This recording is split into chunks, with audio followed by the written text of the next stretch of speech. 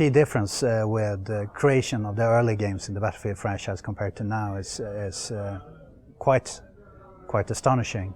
We started not far from here in a small 3-4 room apartment, 10-15 guys, sweaty, living the myth of game making.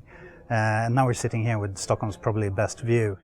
I think the point where we felt that this is actually going to fly was earlier than you could think. It was already while we were a company called Refraction Games. We made, you could call it a prototype for Battlefield, a game called Codename Eagle.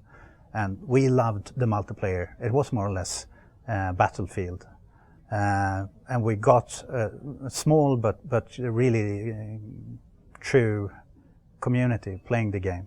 We felt that if we just do this, and this, we're going to have a great game. So we became DICE in early 2000, and we started working on what sooner to become 1942. So all the way through, when people questioned, can they really pull this off? I had a really hard time finding a publisher who thought we could actually do it. But all the way through that hassle, we felt that this is going to be great. So it's more of, it's not that we can't do it, it's just we have to prove to the world that we can do it. And then, I still remember summer of 2002, the team had been crunching, the hottest summer in ages.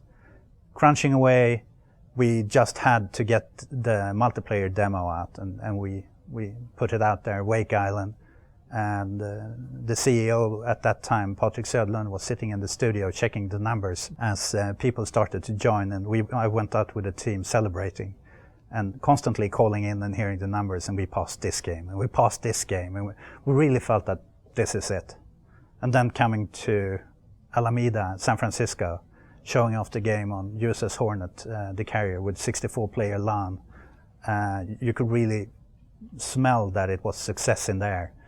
From there on, it's been more of try to take care of this little baby through all the different iterations and so on.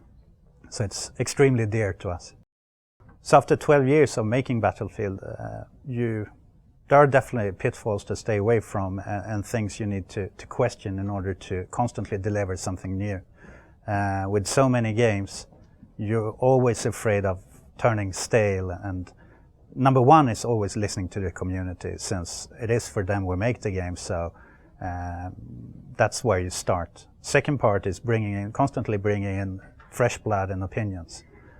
We definitely don't go with the guru sitting in the room and coming up with a great idea, and here's what you're going to do. It's rather the reverse, that all the ideas flow inwards. And I would say a lead designer at DICE is rather the person who compiles the ideas and make a coherent experience out of it.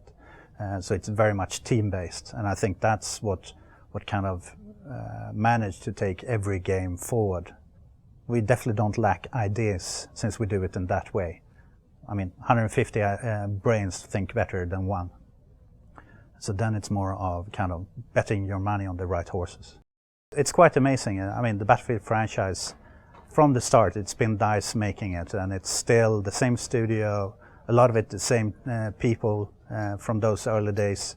But today, more or less everyone in the studio have experience from the Battlefield franchise, even though we make other games.